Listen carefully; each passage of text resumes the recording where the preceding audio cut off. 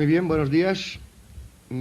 Una vez más nos reunimos en el aula García Lorca para hacer un nuevo intelectual y su memoria, un intelectual y su memoria dedicado a la figura del arquitecto, escultor y pintor Joaquín Vaquero Turcios. Un acto que ha sido organizado por el Secretariado de Extensión Cultural del Vicerrectorado de Extensión Universitaria y que acogemos, y además de una manera muy gustosa, naturalmente, en esta facultad. Hablar de Joaquín Vaquero Turcios para la gente, sobre todo para aquellos y aquellas que estáis haciendo arte, es prácticamente ocioso. Pero es que además tenemos la enorme suerte de que si el entrevistado es una persona de excepcional categoría, tenemos un entrevistador de lujo. Mi maestro, porque también es mi maestro, y además mi amigo, el profesor Ignacio Henares Cuellas. De modo que cuando quieras, comenzar la entrevista. Gracias, Miguel.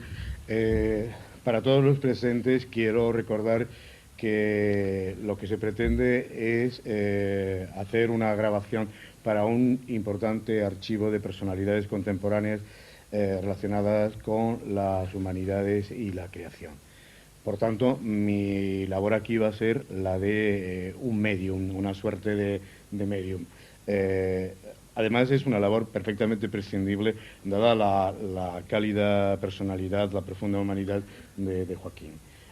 A pesar de todo, y a modo de sucinto proemio, yo quiero recordar que Joaquín Vaquero Turcios es una personalidad, a pesar de su juventud, de excepcional peso en el desarrollo del arte contemporáneo en nuestro país, una personalidad de una proyección internacional notable por la difusión de su obra, la extraordinaria extensión geográfica y también por la variedad de sus significaciones y presencias.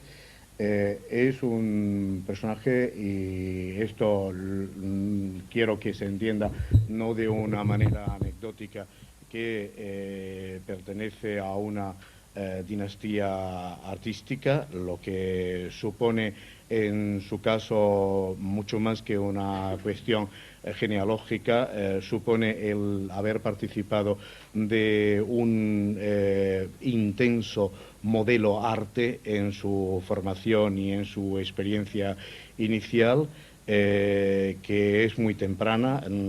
La figura del artista adolescente es un elemento muy atractivo, es una adolescencia que se desarrolla en escenarios muy diversos, muy especialmente en el escenario romano y en Italia, y luego se extiende por Latinoamérica, uno de los hogares, también incluso por razones genealógicas, uno de los hogares presentes en la vida de Joaquín Vaquero, y que supone un contacto que va a estar dotado de una extraordinaria permanencia con la historia, pero lejos de un sentido pasadista, con la historia como una forma esencial de la experiencia, como un elemento permanente en la conciencia y en la cultura de los hombres. Esta relación extensa abarca lo mismo a los frescos pompeyanos que a las esculturas imperiales que él frecuenta, que él visita, además en reflexión permanente con su padre, y que forman parte de la primera temática junto con las ciudades italianas, y que luego van a verse enriquecidas y contrastadas con la valoración y el conocimiento de las ruinas de la época precolombina y de la gran fresquística revolucionaria mexicana. El artista adolescente, además, va a tener una presencia en los acontecimientos más innovadores de la cultura artística española de los años 50. Una presencia que no es la de un participante en grupos, de un firmante de manifiestos, pero sí la de un activo protagonista. Joaquín va a estar presente en la Bienal de Venecia en el año 58 junto con los miembros del Paso y con artistas profundamente innovadores como Tapies o Chillida. Son los años que corresponden también a su trabajo en el ámbito del informalismo, en el ámbito de la abstracción, que es una poética que desde entonces va a nutrir profundamente el espíritu y la práctica del pintor. Un pintor, aquí lo ha dicho excelentemente el decano, un pintor que además tiene una profunda formación arquitectónica y que en muchos aspectos representa la realización de ese ideal de la obra de arte total que impregna la contemporaneidad desde Runge o a Richard Wagner y hasta los miembros del Bauhaus, y que es un ideal permanente. Su obra es una obra que se desarrolla en discursos, escalas y técnicas de una extraordinaria variedad. Junto a su preocupación por las figuras o los paisajes urbanos de aquellos años iniciales, a las series de togados o de bonzos, un aspecto que a mí me gustaría destacar, un aspecto importantísimo, es el de su contribución a la ilustración. Un episodio importantísimo, un episodio verdaderamente relevante de los años 60 es el que supone la ilustración del Dante, la ilustración de la Divina Comedia. Además, él ha tenido la fortuna de conocer personalmente y ser presentado por las mayores personalidades de la cultura contemporánea. Hoy ha bajado mucho el listón, hoy ha descendido mucho el listón. Él ha sido presentado por Luis Felipe Vivanco, ha sido presentado por Sartoris, ha sido presentado, y esto es lo que quería citar concretamente, por André Malraux en el caso de las ilustraciones de la Divina Comedia, y luego pues por José Hierro y por Carlos Bausoño. Mi texto favorito, mi interpretación favorita es la de Carlos Bausoño. El teórico de la expresión poética es la persona que más plenamente ha acertado en la cualificación de la obra y también del pensamiento, porque como muy pronto vais a poder observar, él es un teórico del arte con un pensamiento profundo y límpido y de una gran cualidad filosófica y estética, ¿no? Desde luego lo que constituye la expresión más relevante y lo que nos ha hecho más presente y definitivo a Joaquín Vaquero es de los monumentos, el proyecto y ejecución de importantísimas obras de no solo escala monumental, sino profundo sentido monumental.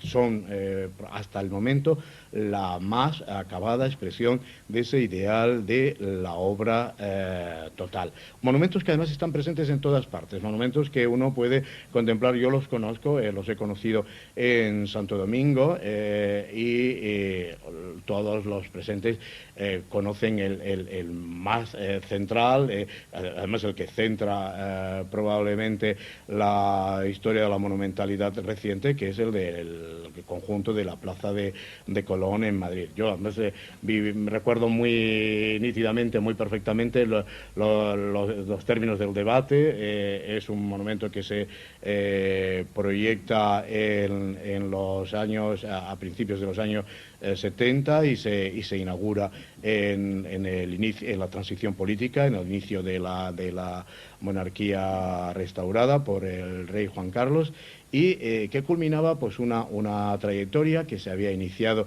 en la exposición internacional, en la exposición universal de Bruselas del 57, en la Expo del 57, y es una obra donde está presente muy claramente, ¿verdad?, muy de una forma muy nítida, pues esa experiencia de lo americano, la experiencia de lo americano unido a la fidelidad al modelo arte de que yo hablaba antes, que es el que es un un tema que ha desarrollado ampliamente Carlos Bousoño. Algo de lo que el artista siempre se ha sentido plenamente convencido es de la importancia que tiene el arte como conformador de la vida, de la importancia, la monumentalidad que él aspira no es algo que se dirija a la retórica exaltación de valores convenidos, sino es algo que pretende introducir el arte en la vida, que el arte desempeñe las funciones que existencial, culturalmente le son exigidas, y en este sentido las obras de Joaquín son de una modernidad absolutamente inequívoca, absolutamente incontestable, puesto que junto a programas de clara vocación histórica aparecen las intervenciones que en una autovía, en una autopista asturiana, supone una rotunda presencia de lo artístico, una cualificación del espacio, o que en una central eléctrica junto a la trepidante máquina crean la idea de la vibración eléctrica, o las imágenes que en el acto de recubrir un silo de tabacalera convierten un edificio industrial en una obra artística. Él dice en algún momento que reducidos a cuadro, a la forma convencional del cuadro, y puestas unas encima de otras, estas obras pues equivaldrían a 30 y tantas Torres Eiffel. No es una observación baladí, es una idea prometeica. Eso es la idea de que el artista no debe escatimar esfuerzos a la hora de hacer presente la obra de arte en la vida, de hacer presente la obra de arte en lo colectivo. Precisamente la serie Retratos, que se inaugura, cuya exposición se inaugura hoy en la sala de la Universitaria de la Madraza, constituye una versión en cuadro de lo que ha sido la amplia problemática, la monumentalidad, la profusa y variada vena poética y la compleja realidad técnica y material de la pintura de Joaquín Baquero. Yo voy a terminar pues afirmando lo que decía Carlos Bousoño. Joaquín Baquero es el triunfo del modelo arte, pero es el triunfo del modelo arte sin ninguna clase de ensimismamiento y sin hurtarse a ninguno de los problemas que la memoria como una forma permanentemente viva de la cultura implica, y a la necesidad que él también se ha impuesto haciendo trabajos en artes suntuarias, en artes aplicadas, a la necesidad de que el arte permita contribuir a explicar y a salvar las contradicciones que la vida presenta. Yo soy un medium en este acto. Quizás mi forma de empezar es tan solo la de, al dar la palabra al pintor, pues iniciar algunas de las cuestiones que yo creo que de una forma absolutamente interesante para todos los presentes él va a resolver a partir de su hondura y de su indudable calidez. Joaquín, después de este absolutamente prescindible premio, yo quisiera preguntarte, en primer lugar, por la forma en que en tu pensamiento artístico y en tu técnica influyen cada una de las artes que has aprendido o practicado. ¿Es posible disolver las especificidades, las barreras que supone una formación de arquitecto a la hora de entender los problemas figurativos, o por el contrario, lo que supone es que un arte prima sobre otro? ¿El ideal de la obra total es alcanzable o es una aspiración imposible? Háblanos sobre todo sobre cómo se han integrado las artes en tu obra, Joaquín. Buenas preguntas. Bueno, primero, antes que nada, déjame que diga que estoy muy emocionado y muy elevado de estar aquí, por las palabras tan amables del decano y por la exhibición tremenda de tu poder de sabiduría. Sobre mí sabes mucho más que yo, sobre todo lo que he hecho, pero además has dicho cosas preciosas y yo, como veo que se están grabando, aunque las improvisas, pues quisiera que eso se transcriba luego y guardármelo muy bien porque es un tesoro para mí. Quiero agradecer a María Guzmán el haber tenido la idea de traerme aquí con mis cuadros y que haya eso dado ocasión a este encuentro de hoy. Quiero agradecer la presencia de Rosa y de Pablo aquí, que han venido de Madrid, y la de especialmente, y que son queridos amigos y también del oficio. Quiero agradecer la presencia de mi mujer y de mis hijos, que también han venido desde Madrid, y la de Miguel Rodríguez Acosta, queridísimo amigo, admiradísimo colega, que me respalda con su presencia también en este acto. Y naturalmente la de todos vosotros, que probablemente pues os vais a aburrir mucho con todo lo que yo diga, pero en fin, espero que podamos mantener un poco de contacto y que pueda servir para algo lo que yo diga. Digo que estoy así como levitando porque mis experiencias desde que llegué ayer por la tarde son de elevación. Primero me subió María al Carmen de la Victoria, a la habitación 31, que es la más alta, desde la cual se ve la Alhambra como si fuera de uno mismo, como si le perteneciera. Especialmente contaba desde la ducha, que tiene una ventana justo enfrente, que no le estorba además una palmera que desde el dormitorio estorba un poco. Y entonces en la ducha y con el agua así he estado disfrutando como nunca esta mañana e incluso ayer por la noche iluminada de ese espectáculo fantástico. Bueno, luego me he sentido levitando otra vez, elevado a la categoría de intelectual, cosa que evidentemente no soy, y a otras muchas cosas que ha dicho Ignacio ahora de mí, que evidentemente tampoco soy. Soy un pintor, un pintamonos, que es lo que somos los pintores como yo. Miguel es más, pero yo soy un pintamonas. Y tengo una vocación, hay vocaciones para todo en este mundo del arte. Y hay pintores exquisitos, refinados, que hacen en un pedacito de papel logran meter un mundo, como Klee, por ejemplo, como tantos otros. Hay otros que necesitan un cuadro de tamaño de cuadro. Y hay otros que tenemos vocación de obrero más que de pintor, y que entonces nos gusta subirnos a los andamios y pasar angustias físicas para hacer una raya larguísima que nos sale torcida, pero que el placer que encontramos en eso pues es mayor que el que podemos encontrar en una hoja de papel, aunque el esfuerzo artístico y el logro pueda ser mayor el de tamaño pequeño. Bueno, pues yo heredé posiblemente de mi padre esa vocación por trabajar, por vivir, por disfrutar, gozar, admirar cosas que se encuentran en un terreno triangular limitado por tres fronteras, que son la arquitectura, la pintura y la escultura.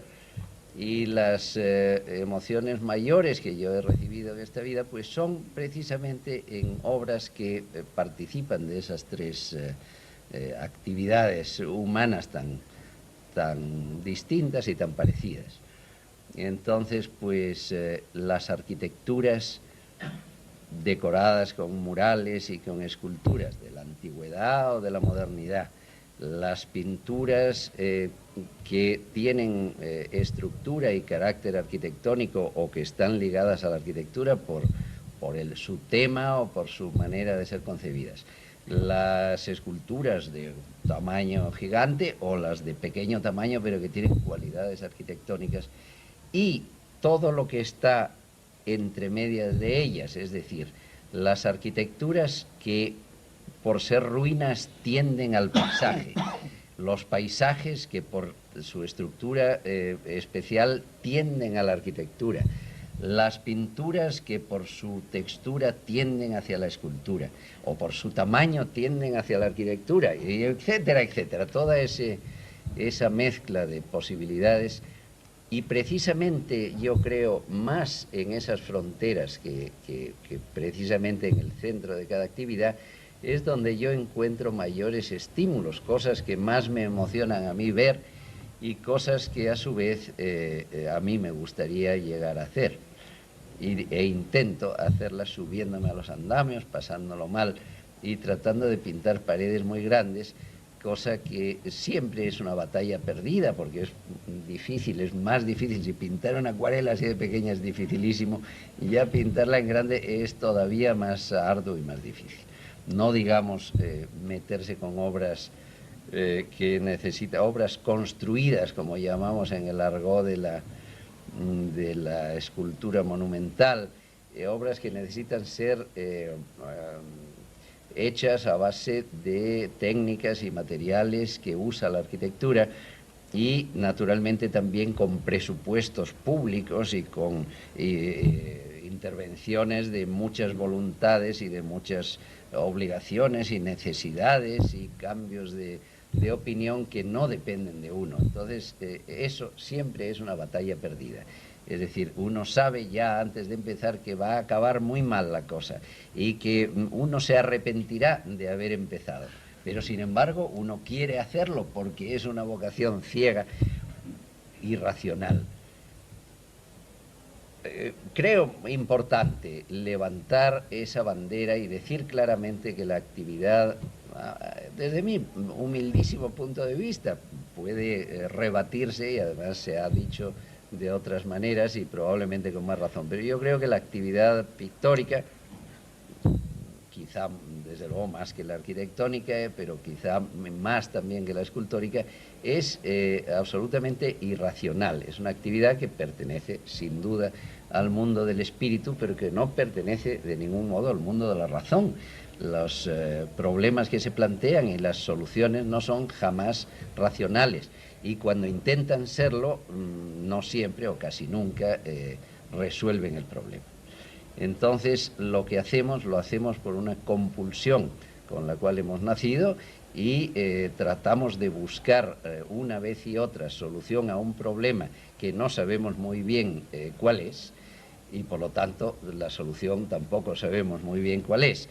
El objetivo que a veces creemos entrever y que yo he tratado de definir llamándolo, por llamarlo de alguna manera, un arquetipo, lo entrevemos. Yo sé más o menos lo que me gustaría hacer, sé desde luego lo que me gusta, y si yo sumo todas las cosas que me gustan y todas las que me gustaría hacer, eso da por resultado una imagen de algo que yo veo bastante claramente, pero no lo suficientemente clara como para inmediatamente traducirla. Si fuera así, ya estaría resuelto. Pero el caso es que esa imagen bastante clara, casi al alcance de la mano, se escapa todos los días cuando uno quiere alcanzarla. Se va más allá, unos pasos más allá.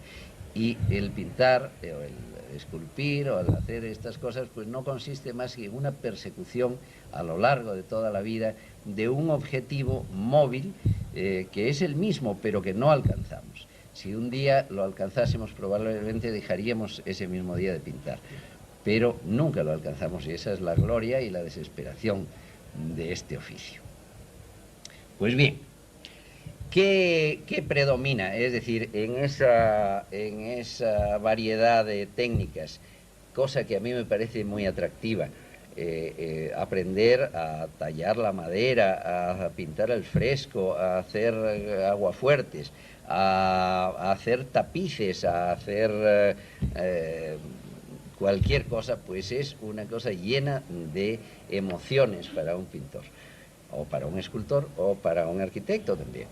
Y el uso y el disfrute y el estudio de las posibilidades de los distintos materiales y de las distintas técnicas es una de las cosas más satisfactorias y que nos devuelven más cosas del esfuerzo que ponemos en ello.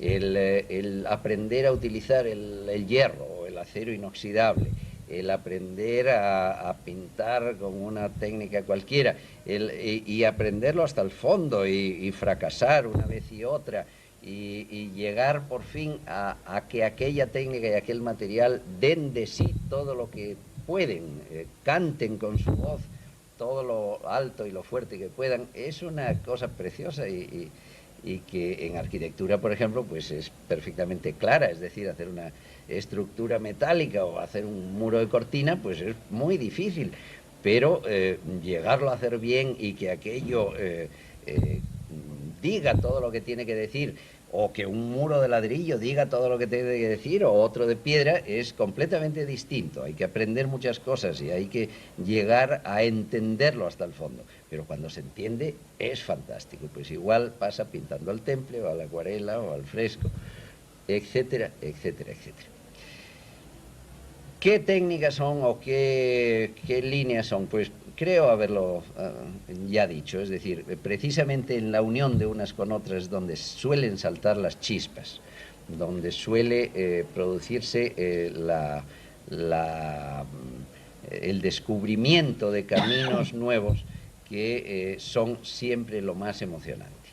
Por ejemplo, un ejemplo banalísimo. Yo, haciendo grabado, me gusta mucho la técnica de las planchas recortadas.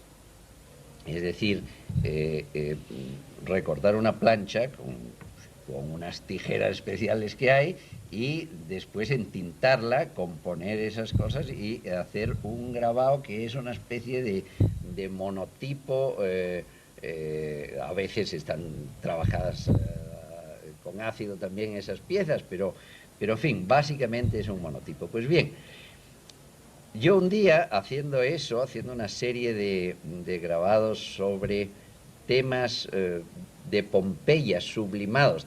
A mí uno de los espectáculos que más me gusta del mundo de la pintura, probablemente la pinacoteca más emocionante que existe para mí, no está en ningún museo de los famosos, ni siquiera es ninguno de los frescos famosos que conocemos, sino que son las paredes de las habitaciones de Pompeya pintadas, o de Pompeya, o de Herculano, o de Estavia, o de Oplontis, o de tantos otros sitios, pintadas de colores lisos.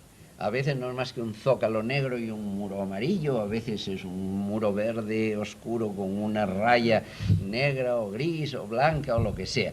Bueno, la calidad pictórica de eso, el tamaño grande, sin ser excesivo, de esas paredes, de esas estancias cerradas con los huecos cuadrados, la acción del tiempo con las grietas, los líquenes, los musgos, las resquebrajaduras, las opacidades que se van creando sobre esa pintura brillante, riquísima de color y de materia, es para mí el espectáculo que más me ha emocionado siempre en la historia de la pintura, y es pintura, es abstracto, es liso, es pobre si queréis, hasta cierto punto, porque son unas estancias perdidas sin ninguna intención especial de gran elevación artística. Pues bien, yo hacía una serie de grabados inspiradas en eso, que acompañaban a un largo poema de mi mujer sobre Pompeya, que es una de las cosas más reveladoras que yo he leído sobre esa ciudad tan llena de sugerencias y tan excitante para un artista. Pues bien, haciendo esa serie yo hice muchas planchas recortadas, entinté muchas planchas recortadas, se me fueron llenando las manos de ese color indefinible que Miguel conoce también, que acaban las manos cuando uno hace grabado, pero es una especie de azul negro oscurísimo que se mancha uno todo, y con esas manos hay que hacer esas láminas inmaculadas. Luego, bueno, pues cuando yo tenía las planchas entintadas, ya recortadas y entintadas, aquello me gustaba a mí más que todo lo que yo había hecho queriendo hacer cuadros y cosas con un pincel y tal. Aquello de entintar con un rodillo una superficie recortada me entusiasmaba. Y de ahí salieron, por una parte, muchas de mis esculturas pintadas, por otra parte, muchos de mis cuadros abstractos son hijos de esa sensación, de esa emoción que yo experimenté en una técnica que era otra técnica. Bueno, pues así pasa, es decir, la emoción de ir descubriendo cosas se consigue muy bien cuando hay una interdisciplinaridad en los oficios artísticos que uno mismo hace. Y, desde luego, esa sensación de descubrimiento, esa sensación de riesgo, de que está uno tratando de inventar una cosa que se le ha ocurrido a uno, que uno no había hecho y que no sabe uno hacerla bien. Esa sensación de un poco de miedo, un poco de peligro, de riesgo, de aventura, es absolutamente indispensable en este oficio del arte. Si uno no va pisando terreno peligroso, resbaladizo, a oscuras, a tientas, tratando de abrir camino hacia algo que uno no sabe lo que es, uno pierde el tiempo. Es decir, volver a hacer lo que uno ya sabe es una cosa aburrida, peligrosa y absolutamente sin interés. Si uno no trata de jugarse el cuello en cada obra, cosa que no siempre uno está dispuesto a hacer, cosa que no siempre es fácil, cosa que a uno le cuesta un esfuerzo evidente. Uno siente cuando uno está diciendo, bueno, ya está bien, hijo, vamos a dejarnos de lo que hiciste ayer y vamos a tratar de aventurarnos. Pues entonces es cuando esto vale la pena. Si no, realmente es un oficio más, un trantrán de hacer aburridamente lo que uno ya sabe, y no se trata de eso. Es una perfecta expresión teórica, como habréis podido comprobar de esa idea que yo le planteaba sobre la correspondencia entre las artes. Evidentemente lo que une a las artes es el proceso, ¿no? El proceso y la autenticidad del proceso. Además, yo le tengo una profunda admiración como teórico. Algunos de sus textos son de una clarividencia absoluta y, por ejemplo, la formulación que ha hecho sobre el valor de las ruinas a mí me ha recordado muy vivamente la filosofía de la cultura de Georg Simmel, esa profunda colaboración que existe entre naturaleza, creación humana e historia, ¿no? Esa interacción entre los valores culturales. Y esta idea del proceso es la que de una manera crucial marca la idea de modernidad. A pesar de todo, yo voy a hacerte, Joaquín, una pregunta que te puede parecer un poco tópica, ¿no? Pero yo quisiera preguntarte cómo viviste tú las luchas de los 50, del 57, los procesos de aquella vanguardia. Él pertenece a lo que entre nosotros sería lo que los alemanes llaman Wunderkinder, los niños de la guerra. Él era en la posguerra él tenía 6 años, es decir, que en el 57 era prácticamente un adolescente, en la época en que se empieza a recuperar el espíritu de vanguardia, y no tiene, que yo sepa, no tiene una inscripción a un grupo concreto, aunque figure en exposiciones internacionales con miembros del Paso y con otros hombres de otras figuras de la vanguardia. Probablemente debió ser el más joven de los miembros de la Bienal de Venecia, de los pintores de la Bienal de Venecia. Yo cuento con los dedos, sí, que es comúnicamente, como soy de letras, es comúnicamente sé contar, ¿no?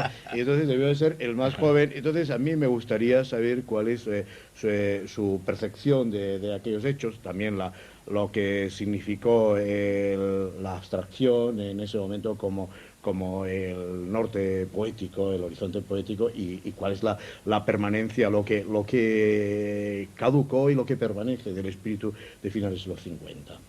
Buenísima pregunta, sí, y no es fácil. Y a ella podría responder igual Miguel, además, porque Miguel y yo tenemos una biografía artística muy parecida y unas vivencias y experiencias muy parecidas. Los dos tuvimos periodos figurativos al principio y después los dos hemos ido a una abstracción también pariente, amiga.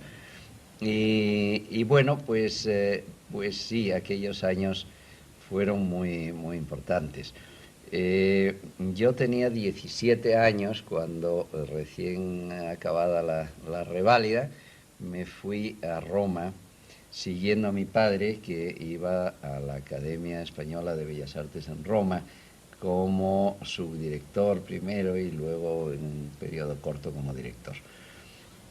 Allí yo, claro, pues absolutamente tierno de carne y de espíritu, recién salido del cascarón, pues aparecí en medio del foro y en medio de todas aquellas tremendas cosas que se le echan a uno encima en Roma, y en medio también del arte actual que se estaba haciendo en ese momento en Italia y que no se parecía evidentemente mucho al que se estaba haciendo todavía en España, que era, tenía figuras importantes, que duda cabe, pues los paisajistas importantes, Palencia, Ortega Muñoz, etcétera, Vázquez Díaz, Solana, etcétera. Bueno, eso era lo que nosotros habíamos mamado.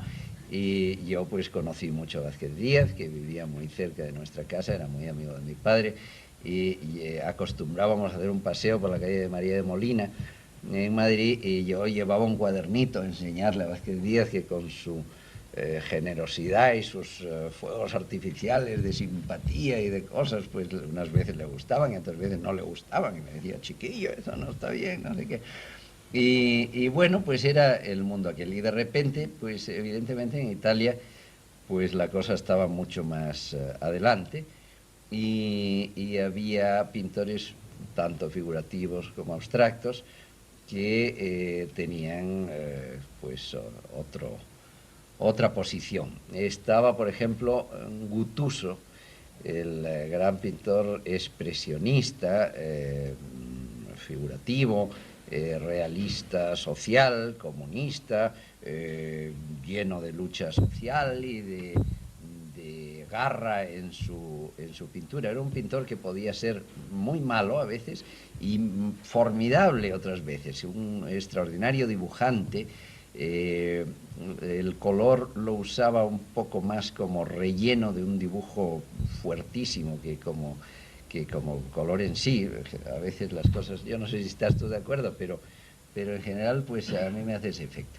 Y era una persona arrolladoramente simpática e inteligente, que yo tuve la alegría de conocer y que además me arrastró humanamente, decía cosas, verdades como puños, y en aquel momento pues ese concepto de una pintura realista con intención social y con una garra tremenda, pues era una de las opciones más atractivas que había, y yo sufrí ese influjo y creo que me fue útil e importante.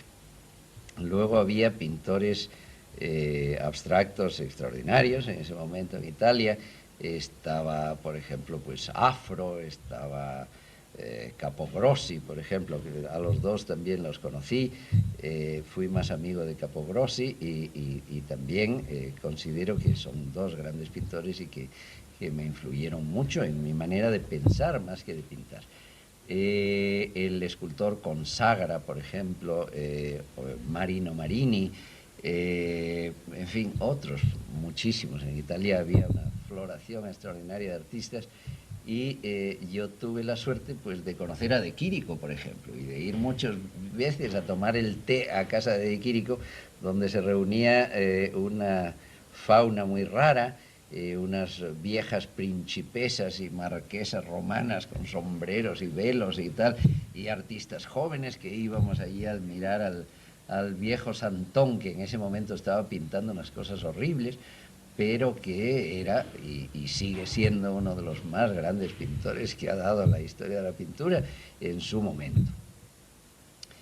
Bueno, pues ¿cómo veía yo? Pues esa era la Italia que yo me encontré en los años 50 primeros. En la Academia Española de Bellas Artes pues había una serie de pintores españoles, estaba Echauz, estaba Villaseñor, estaba Galindo, Conejo, Benet, una serie de gentes cuyos nombres algunos conocéis y otros no conocéis, porque curiosamente pues muchos pintores desaparecen en la niebla a lo largo de los años, algunos trágicamente, hubo algún suicidio y alguna muerte prematura, hubo de todo, pero sobre todo porque la vida del artista pues es una cosa no siempre fácil. Y con estos pues vivimos esas emociones y esas aventuras con arquitectos también como Moctezún, como Carvajal, como García de Paredes, autor del Auditorium de Granada, tan bonito, etcétera, etcétera. Bueno, de pronto, sin embargo, allí estalló una bomba, que fue la pintura americana. Fue Pollock y todas sus explosiones de la pintura de acción americana y de un nuevo concepto de ver el hecho pictórico y el hecho artístico en general. Y aquello realmente nos produjo una apertura de horizontes violenta y clarísima. Pasamos de una abstracción culta, europea, histórica un poco hasta cierto punto, enraizada con toda la tradición de la pintura clásica, a un mundo absolutamente nuevo que nos apasionó. A mí personalmente me apasionó, me pareció formidable aquello, el descubrimiento de Calder, el descubrimiento de David Smith como escultores y después todos los pintores, los chorros de Morris Louis, los chorros de no sé qué, era una cosa absolutamente deslumbrante.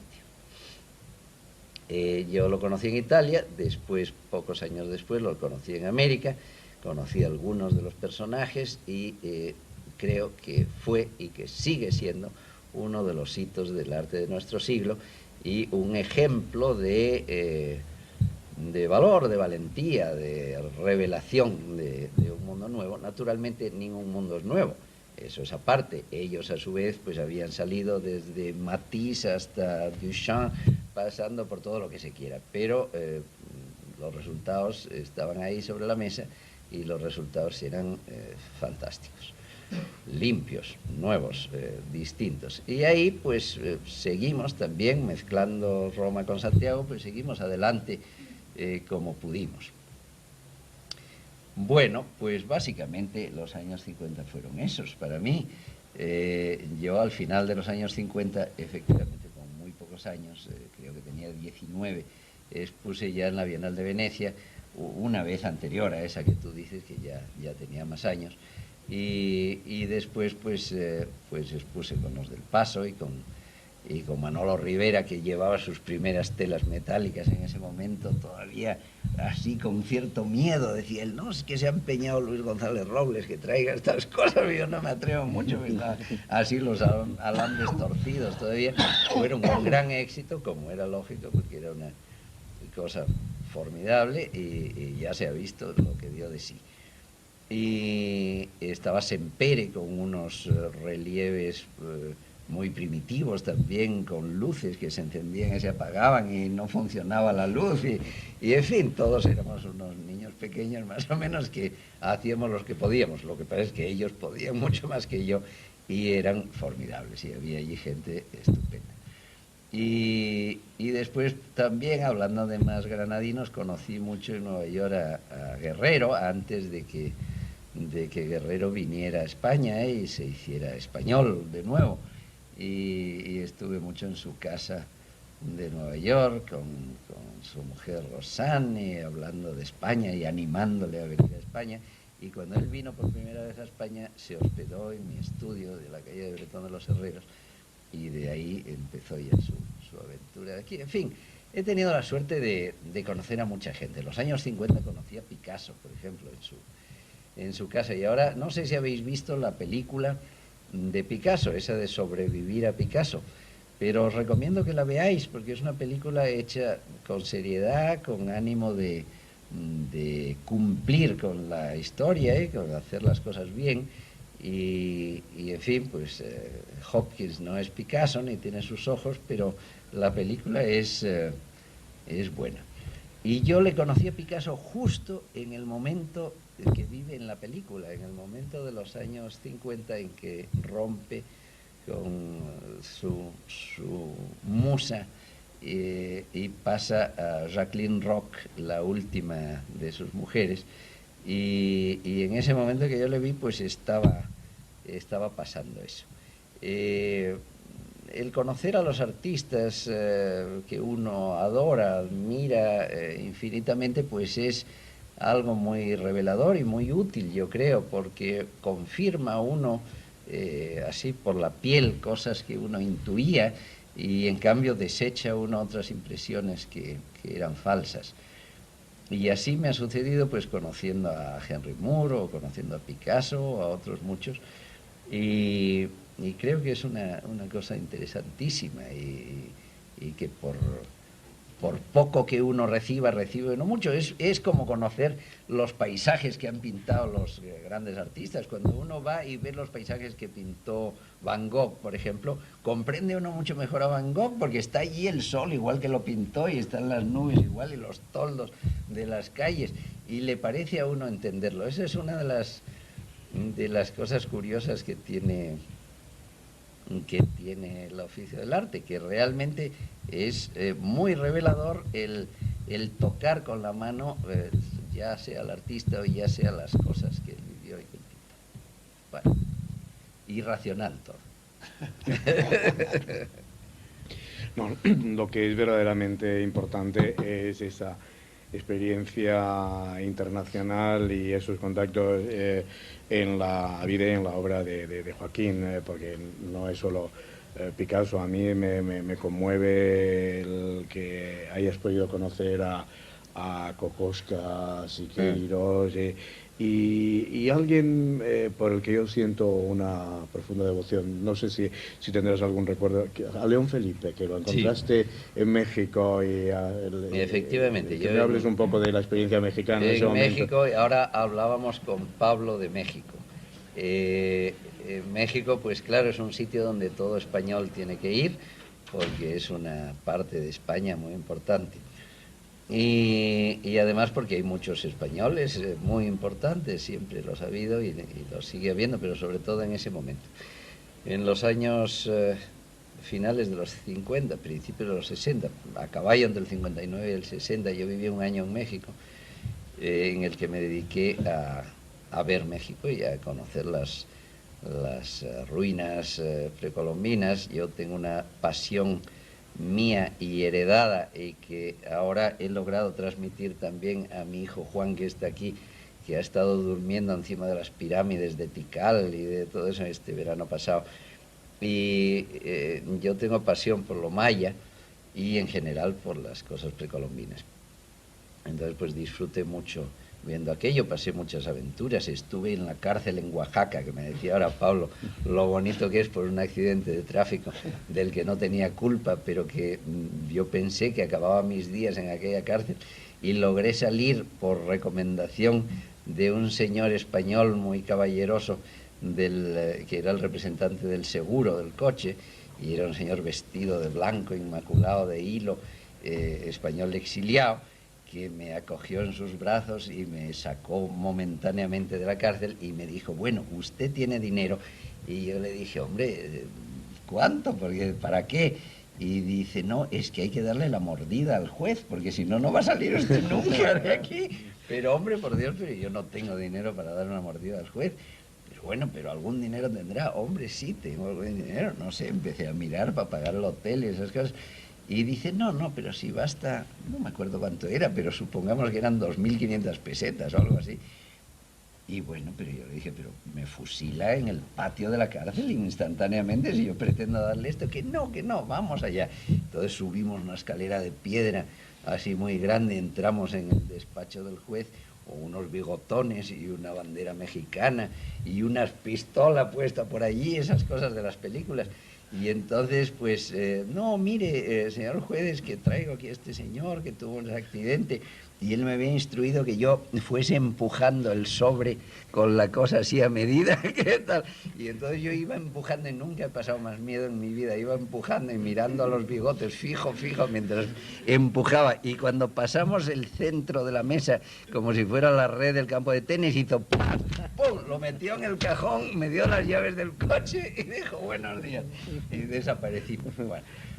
Pues México fue eso para mí, pero fue también efectivamente León Felipe, y fue Candela, el arquitecto, y fue Siqueiros, fantástico personaje Siqueiros, que estaba pintando el Poliforum en ese momento, un mural demencial inmenso, tremendo, que porque ese era otro obrero como de los que a mí me gustan. Y bueno, pues era un tipo... Claro, un tipo rarísimo porque era un extraordinario pintor, pero al mismo tiempo pues participó en el asunto de Trotsky, como todos sabéis, y al mismo tiempo, bueno, pues era gallego. Él decía que él lo que era gallego, que Siqueiros era gallego, y que se sentía sumamente gallego. Y bueno, en eso se centraba la mayor parte de la conversación. Y bueno, León Felipe pues era un personaje impresionante, sí, a mí me causó también una huella grande hablar con él. Estaba rodeado siempre de amigos españoles de entonces, y esos grupos de intelectuales españoles y de pintores también, algunos que estaban alrededor de él, pues tenían una intensidad muy especial. Es decir, para un español de España que iba a encontrarse con esa España mantenida como un fuego sagrado que se mantuvo allí años después, muchos años después, 2 decenas de años después de la cosa, de la emigración de estos valores indudables de la cultura española, pues era muy emocionante y se veían como con lupa, es decir, aquello tomaba una intensidad grande y se echaba de menos más su presencia en España. Bueno, pues esas son las cosas. El contacto con las gentes que uno admira, vuelvo a decir, es siempre un contacto muy, muy fructífero. La relación con la poesía es muy constante. La relación con la poesía es muy constante. Bueno, pues la cosa parece que me viene obligada. Mi madre era sobrina carnal de Rubén Darío, hija de la única hermana de Rubén. Y después pues yo me casé con una poetisa que, aunque no tiene vocación de fama ni de relumbrón, ha publicado ya varios libros que han sido criticados y acogidos por los grandes poetas españoles con extraordinario interés, y hemos hecho varias publicaciones juntos, ilustradas con cosas mías. Y yo, para mí, ella es uno de los más grandes poetas que conozco, y eso me gusta mucho saberlo, como lo es Carlos Cousoño. Hemos pasado esta noche mirando a la Alhambra de reojo y leyendo el último libro de Carlos. Su recital aquí fue impresionante. No me extraña, porque un está ejemplo de juventud y vitalidad además y de intensidad poética. Exacto, está de una intensidad verdaderamente que le pesa a uno encima, ¿eh? Y bueno, pues es un libro, el del yunque, el martillo en el yunque, es una cosa tremenda de libro, es unas postrimerías así barrocas españolas, llenas de sentido y de profundidad, bueno, y de imágenes plásticas, porque es uno de los poetas más pintables que yo conozco. Él ha escrito un libro que está inédito todavía sobre mi pintura, extenso, y está inédito porque el editor que lo iba a editar quebró y nos hemos quedado sin editor, pero vamos a buscar otro.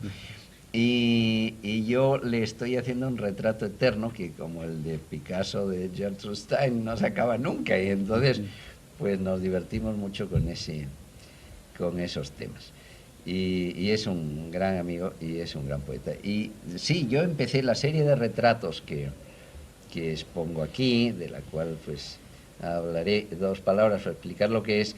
Empezó con un retrato de José María Valverde cuando yo tenía 17 años, estaba recién llegado a Roma. Recién muerto José María. Recién muerto José María, que es uno de los Hombres dolores más ilustrados y que sensibles. es un enorme personaje, José María. Y bueno, sí, la poesía es la madre de las artes, es la madre de muchas cosas, quizá de la vida entera. Es decir, sí, si la pintura pudiese llegar a expresar tantas cosas como la poesía, pues habríamos alcanzado la meta perseguida, pero una palabra, a pesar de todo, sigue siendo mucho más profunda de significados que una imagen, por lo menos que las mías.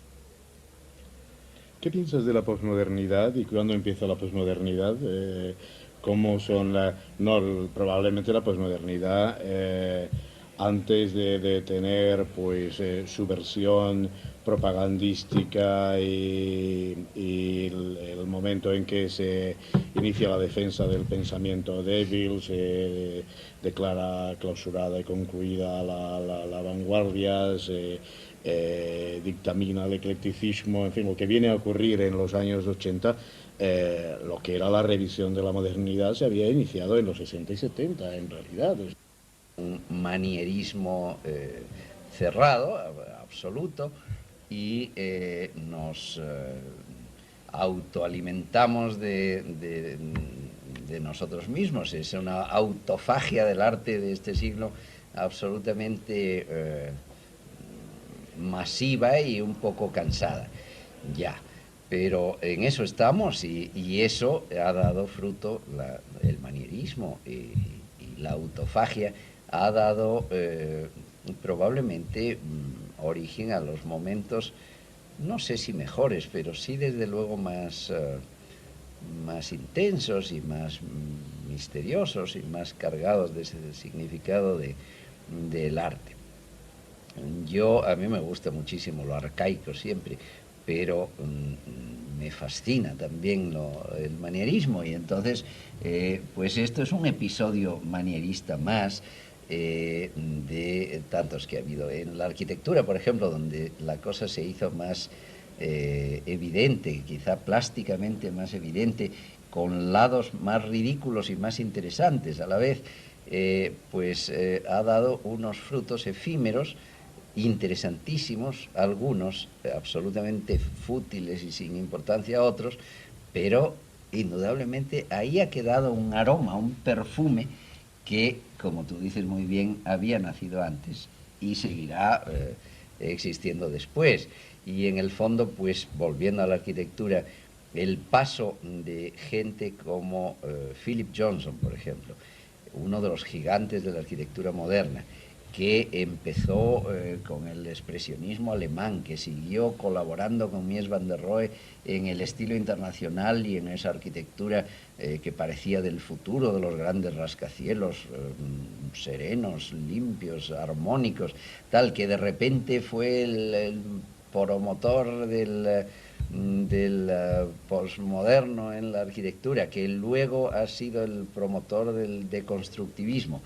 Bueno, pues esa es la cosa, quiero decir, es todo un revoltijo, que es la misma cosa, que una persona se puede dar en la misma persona todo eso, y por lo tanto, pues no es en realidad una cosa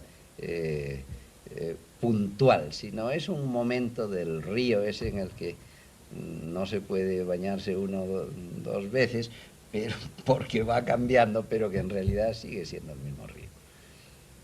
Tú colaboraste además con Johnson en algún momento. Yo colaboré con Johnson en algún momento. Miguel, gracias. Hasta pronto.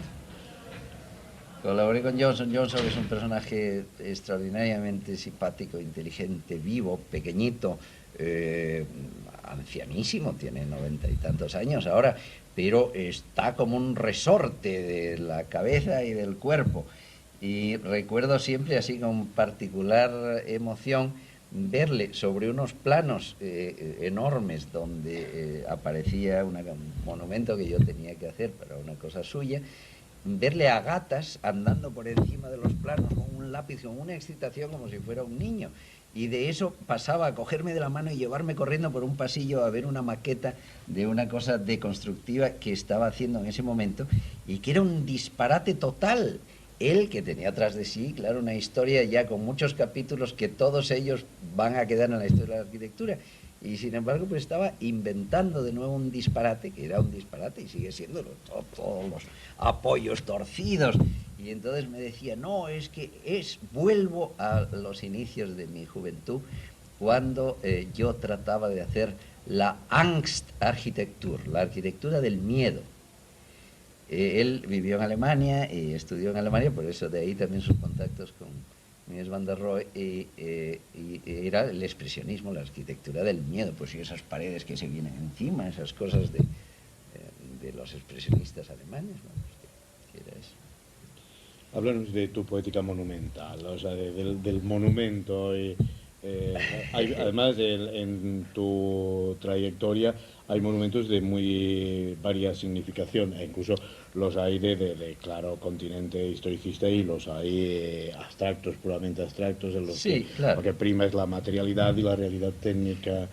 La poética monumental es un medio libre o es un medio donde hay elementos imperativos y hay dependencias fuertes, produce más angustias que satisfacciones. Sí, produce angustias espantosas y sobre todo ya una vez que se ha acabado produce una angustia permanente y estaría uno deseando tener unos kilitos de goma 2 para hacerlo saltar todo por el aire. No, es una operación irracional, es una operación extraña, es algo que está relacionado con amueblar el mundo, con hacer objetos de uso desconocido. Estas dos frases pues intervienen mucho en este tema. Es decir, el arte en el fondo pues es fabricar objetos de uso desconocido. Un cuadro pues es una cosa bastante rara, un plano con unas rayas, unos colores que sirve para que no se sabe. Es un trampolín para elevarse a las alturas, es una ventana abierta para escaparse, es un refugio de momentos tristes, no se sabe para qué sirve, no sé, pero es una máquina ahí que está y que sirve para algo, pero no se sabe para qué. Todavía más claro es una escultura. Una escultura es un objeto verdaderamente extraño, una mímesis de un cuerpo, una visión tridimensional de la realidad viva o de la realidad muerta, no se sabe lo que es, no, es irracional todo eso. Pero el caso es que están ahí y que sí, que ejercen una influencia sobre nosotros. Y la voluntad de hacer piedras o cosas grandes así que les llueva encima, que den sombra, que se pose un pájaro encima, que se pueda sentar alguien a fumar un pitillo ahí debajo, que se dé así y no se caiga, pues es una cosa que está enraizada en mucha gente y en mí mismo también. Y sí, me gustaría hacer eso y me gusta hacer eso. Entonces, yo estudié arquitectura, pero no he sido arquitecto porque mi vocación no era esa. Y los arquitectos pues tienen eso, esa alegría de hacer unas cosas que que no se caen y que son grandes y que da sombra y que la gente se mete dentro. Y bueno, la escultura la escultura grande, que son arquitecturas sin ventanas en el fondo, pues es eso también. Y tiene una parte emocionantísima, estupenda, que es la física, el hacer unos encofrados para que no se caigan y pensar los cimientos y meter los hierros y meter la piedra y inyectar el cemento. Y bueno, todo eso es una cosa que uno se siente haciendo algo. Y luego pues sale una cosa que quedó fatal y encima se la cambiaron a uno de sitio porque resulta que había que poner no sé qué y además el dinero se cortó a mitad y entonces lo que se iba a hacer con piedra de no sé qué ya no se puede hacer y acaba siendo una chapuza todo espantosa. O sea que mis experiencias son horribles en ese sentido, solamente en obras pequeñitas pequeñitas, bueno, pueden tener 7 metros pero no más. Pues entonces ahí puede uno mandar hasta el final, relativamente también, porque cuando ya está acabada ponen una farola más alta que eso y chafan todo ya y tal, o arriman un kiosco de periódicos o hacen un aparcamiento justo delante. Es un asunto sin porvenir, sin salida. desgraciadamente. Y además no solo nos pasa aquí ahora y a nosotros, sino que le pasó al pobre Miguel Ángel y al otro y al demás allá. Siempre es un desastre eso, porque no manda uno ni lo puede uno proyectar. Y solo cuando uno se proyecta el sitio, es decir, cuando un arquitecto que además es escultor proyecta un sitio, casos de Le Corbusier o de otros, que tal, pues entonces se llega a lo mejor a hacer una armonía. Pero siempre recordaré, y esa es una de las frases así tremendas, el salto de Henry Moore cuando le dije, pero bueno, ¿y usted dónde ve sus esculturas mejor? En la naturaleza, en la arquitectura, ¿cómo las quisiera? Dice, en la arquitectura nunca, nunca, por favor, porque siempre acaba mal la cosa. Tenía toda la razón. Claro, sí, mejor en un bosque, que ahí siempre está bien. Yo quería además de hacerte una matización, o sea, las obras que proyectan los arquitectos no siempre se caen, a veces dan sombra y en algunas ocasiones son habitables. O sea, porque ha habido como una especie de, ha habido como una suerte de inversión de las funciones, ya no están preocupados por hacer una máquina habitée. No es la habitabilidad lo que les preocupa o el servicio de los valores de la vida y de los valores de la sociabilidad, sino que la mayoría de ellos lo que quieren es construirse monumentos a sí mismos. Sí, Esa ha sido es vieja la tentación, pero en nuestro tiempo se ha convertido en escandalosa, ¿no? En un narcisismo escandaloso. En realidad ellos lo que quieren es hacer ejercicios de monumentalidad y autoafirmación creativa, ¿no? Con harta frecuencia, ¿no? Desgraciadamente. Bueno, te quería preguntar por los retratos, o sea, que es importante que nos hables de los retratos, sobre todo porque esta tarde vamos a correr el telón y vamos a ver una parte importante que además tiene mucho de manifiesto cultural en el sentido noble, ¿no? Es decir, que es una reflexión figurativa en muchos casos sobre los misterios de la poética, ¿no? O sea, que hay esa síntesis, ¿no? Y con una síntesis de muchos recursos expresivos que se han desarrollado en otros ámbitos, en otros campos. Claro. ¿No? Bueno, lo que un pintor hace es pintar, lo que quiere hacer es pintar. Lo que quiere pintar es pintura. Quiero decir que uno en general, pues lo que quiere es que el cuadro le salga bien. ¿Y en qué consiste eso? Pues consiste en algo difícilmente expresable, consiste en que el movimiento de la brocha haya salido bien, consiste en una gota que ha caído bien, consiste en que le haya salido uno bien aquella esquina o aquel color que tanto ganas tenía uno de entonar con otro. Bueno, pues en unas cosas casi en el borde de lo inefable, no se puede hablar de ellas porque para eso las hace uno, si pudiera uno hablar las escribiría como poesía. Pero son cosas que pasan en el cuadro. Bien, entonces, por eso los pintores cuando nos hacemos mayores, ahora en esta época, unos ya desde pequeños y otros ya desde mayores, pues hemos ido a parar al abstracto, como Miguel Rodríguez Acosta y como yo y como otros muchos que después de una juventud figurativa, pues acabamos quitando cosas, que es de lo que se trata, hasta que quitamos también la figuración y nos fajamos en esa lucha durísima de ya sin red, saltar de un trapecio a otro, tratando de resolver el problema de la manera más desnuda posible. Bien, sin embargo, la pintura está llena de goces, es decir, en eso, en lo que se sufre sin duda, se disfruta muchísimo también y es una mezcla de sensaciones. Pero hay una serie de ejercicios que haciéndolos los pintores de la antigüedad pues han llegado a hacer obras maestras fantásticas y que otros que no eran grandes maestros han hecho obras mediocres, pero han disfrutado muchísimo haciéndolos, y es, por ejemplo, pues pintar figura. También pintar paisaje, pero el paisaje es más abstracto, uno puede cambiar la forma de una montaña y nadie se entera, y sigue siendo un paisaje. Pero sin embargo, pintar una figura pues es difícil ponerle 3 brazos, salvo que uno sea Picasso, y eso también es fantástico, o 2 narices, o no sé qué. En general, pintar figura es una cosa que produce un enorme placer. ¿Por qué? Bueno, pues hay unas cosas ancladas en lo profundo de la memoria humana, en lo profundo de nuestro cerebro, en lo profundo de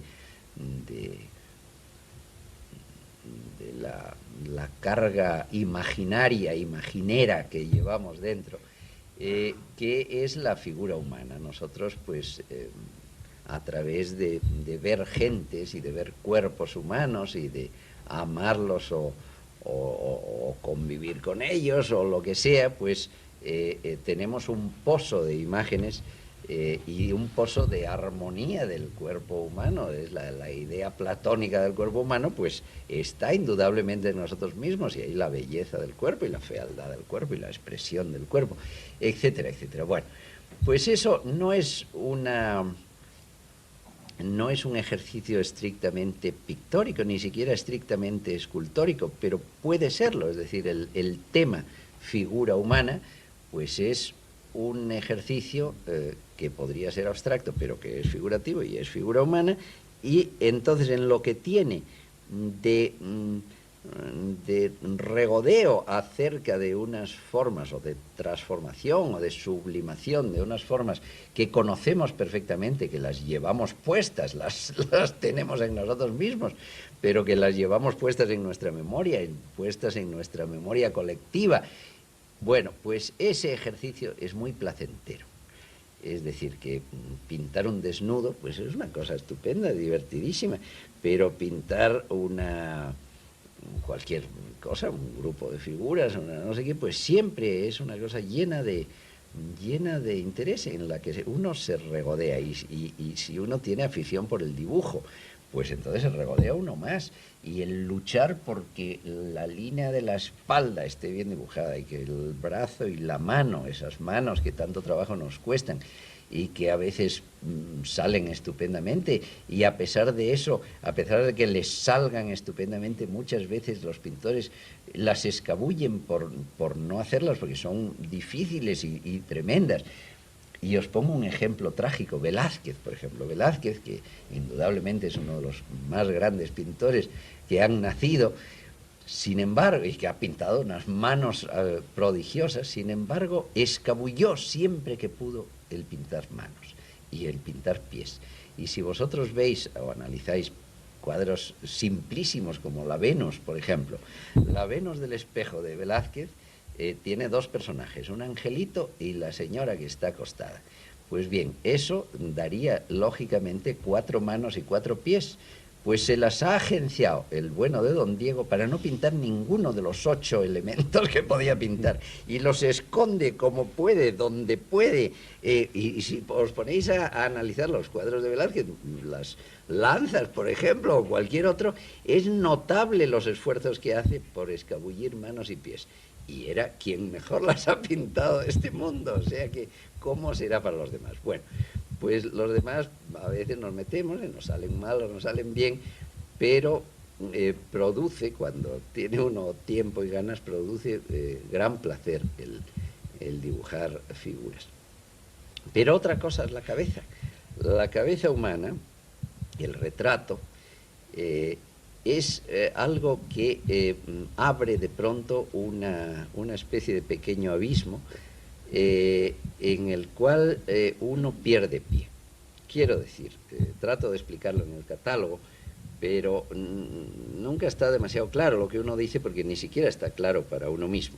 Cuando uno empieza a pintar un retrato de alguien, si alguien está sentado ahí, uno se pone aquí y lo pinta, pues bueno, aquello sale parecido o no sale parecido o lo que sea, pero bueno, pues cuando ya ha salido parecido y tiene uno el modelo, pues la cosa está equilibrada, es una ecuación que está equilibrada.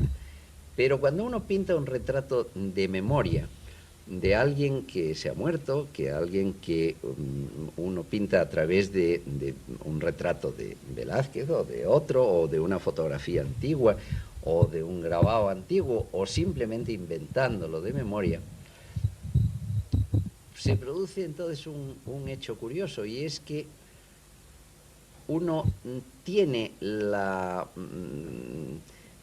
hay como una luz que se enciende cuando le parece a uno que aquello está saliendo parecido al personaje que uno no ha conocido, que a veces uno está inventando o que está haciendo a través de una fotografía. A veces se enciende una cosa que te dice, sí, sí, vas bien, soy yo, soy yo, soy yo. Un poco como, digo yo en broma, como en el velador cuando se invoca el espíritu y están todos muy serios así en la penumbra con las manos puestas y no sé qué, de repente el velador hace así, pues a veces uno siente que el cuadro hace como así y que aquello se llena de un espíritu, de un personaje que uno está invocando y que, ¡bum!, que se presenta. Pero son pocas las veces, en general eso es una lucha tremenda. Y otras veces a uno no le parece nada. Y otras veces le parece a uno que sí, y luego que se le va, se me fue. Y se fue de nuevo. Bueno, pues esa es una sensación irracional de nuevo, pero que yo siento muchas veces cuando me pongo a eso, y es uno de los atractivos que tiene. Otra cosa es que se parezca o no se parezca. Bueno, a mí eso me importa poco. A veces incluso hago un retrato de alguien y no le pongo cara, o se la pongo a rayas, o se la pongo a lo que sea, pero yo estoy pensando en aquella persona. ¿Por qué hago yo esos retratos? Pues yo esos retratos que hago, que son una labor aparte del cauce principal de mi pintura. Yo pinto abstracto desde hace muchos años, pero pinto siempre retratos cuando me da la gana, porque me divierte mucho pintarlos y porque son invocaciones, llamadas, conversaciones con personajes que a mí por una razón u otra me son especialmente amigos o interesantes o atractivos. Son en general poetas, escritores, pintores, gentes que no he conocido o que sí he conocido, que se han muerto hace mucho, y hay de todo, pues desde Virgilio hasta Miguel Hernández, desde Picasso hasta Dalí, desde Juan Gris hasta Murillo, que no me gustan los cuadros de Murillo, pero Murillo pues tiene una cara que a mí me parece muy interesante, y se hizo un autorretrato que yo he tratado varias veces de investigar. ¿Qué consigo yo con eso? Pues dicen, que se ha dicho muchas veces, que uno no sabe cómo es una cosa hasta que no la sabe dibujar. Y eso incluso en filosofía es verdad, es decir, que pues, todo se puede reducir a un dibujo que de repente aclara las cosas. Y cuando uno cree conocer a una persona, incluso si es la novia de uno, la madre de uno, el hijo de uno, resulta que uno cree conocerlos. Y te dicen, pues a ver, ¿cómo es? Píntamelo aquí. Y es imposible, uno no sabe casi nada. Si le dicen a uno que pinte cómo es su casa, el portal de su casa o la habitación, no sé qué, uno muchas veces se queda en blanco. Pues bien, a mí eso me pasa muchas veces tratando de saber cómo son los personajes que yo admiro. Y de repente, pues digo, pues no sé cómo es, pues voy a saberlo. Y entonces cojo fotografías de Scott Fitzgerald o de Neruda.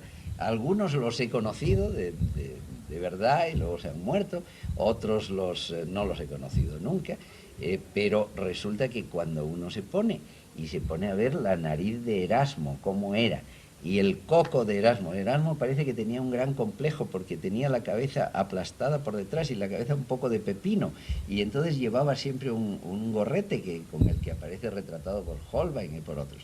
Bueno, pues cuando uno se pone a dibujar a Erasmo, y los ojos de Erasmo, y la boca de Erasmo, o los ojos de quien sea, de repente yo no digo que otros, pero a mí me parece conocerlos mejor la cara, no, también conocer mejor la mirada, el alma. Uno analizando una fotografía de Verlaine, por ejemplo, pues yo he comprendido muchas cosas de Verlaine que no sabía. Irracional, es todo mentira, es toda una estupidez, pero a mí me llena personalmente el hacer ese ejercicio. Es un ejercicio de gimnasia de pintar. Yo pinto. ¿Y qué pinto? Pinto una figura humana. ¿Y qué figura humana pinto? Pues una determinada, con una cara determinada. Y entonces son variaciones, permutaciones, combinaciones de colores, de formas, de no sé qué, alrededor de un personaje, alrededor de un alma, de un espíritu, de una obra, de una persona, de un alma, que a mí me gusta plasmar sobre la tela, agarrarla, aprisionarla y tenerla ahí en mi estudio. Y entonces yo comentaba con María que es como una tertulia. A veces les doy la vuelta, a veces los tengo todos de cara a la pared porque también me agobian un poco porque además son muy grandes. Pero de vez en cuando los saco y los saco como quien saca el perro a pasear o como quien los pone a hablar unos con otros. Y hay combinaciones rarísimas. ¿Qué le puede decir Miguel Hernández a Erasmo? ¿Qué le puede decir Picasso a Virgilio? ¿Qué le puede...? Pues cosas estupendas, supongo. Y entonces yo los pongo allí juntos y a veces me pongo yo y pienso en eso y me divierte, me acompaña. Entonces tengo una serie enorme de retratos que empezaron, como digo, cuando yo tenía 17 años con uno de José María Valverde, luego hice uno de Edgar Allan Poe, luego hice... y así, y entonces tengo a todo el mundo, desde el arzobispo Carranza hasta Santa Teresa, pasando por qué sé yo, por todo lo que se me pone delante y me interesa por alguna razón. A veces la razón no son más que las narices, unas narices muy raras o unos ojos muy bonitos. Y bueno, y eso es. Y entonces ese ejercicio de pintar figurativo, de pintar figura, de pintar retratos, para mí es un ejercicio muy enriquecedor. Y entonces cuando María me propuso hacer la exposición aquí y pensamos en qué se podía hacer, yo lo primero que pensé, pues hacer una exposición de mis obras recientes de pintura y de escultura abstracta, que es lo que estoy haciendo. Pero luego pensando en la universidad, pensando en Granada, pensando todo eso y pensando que esta es obra mía viva, que no es que sean cuadros que ya no hago. Hay algunos que tienen 20 años y otros que tienen 15 y otros que tienen 2 y sigo haciéndolos.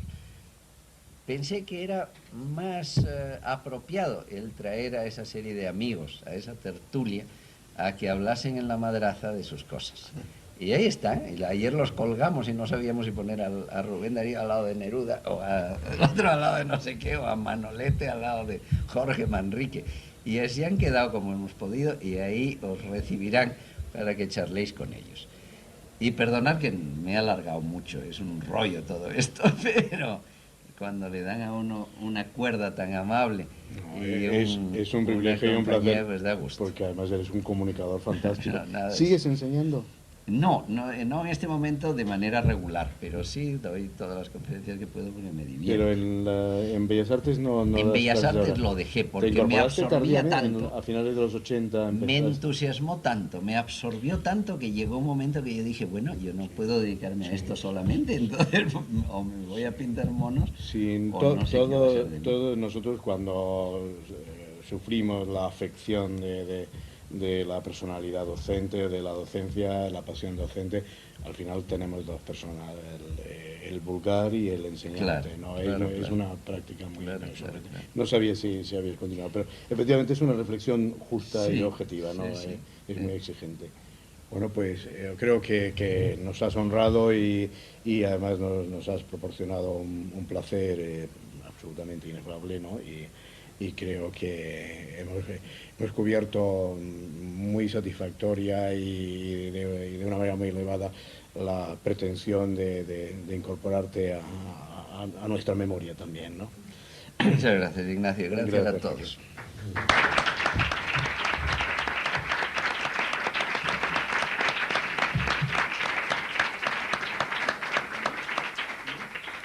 Pues muy bien, hemos terminado. Solo darte las gracias, Joaquín, y decirte muy de verdad que desde este momento siéntete en esta casa como en tu propia casa. Muchas gracias. Muchas gracias, así me lo hacéis sentir, no cabe duda.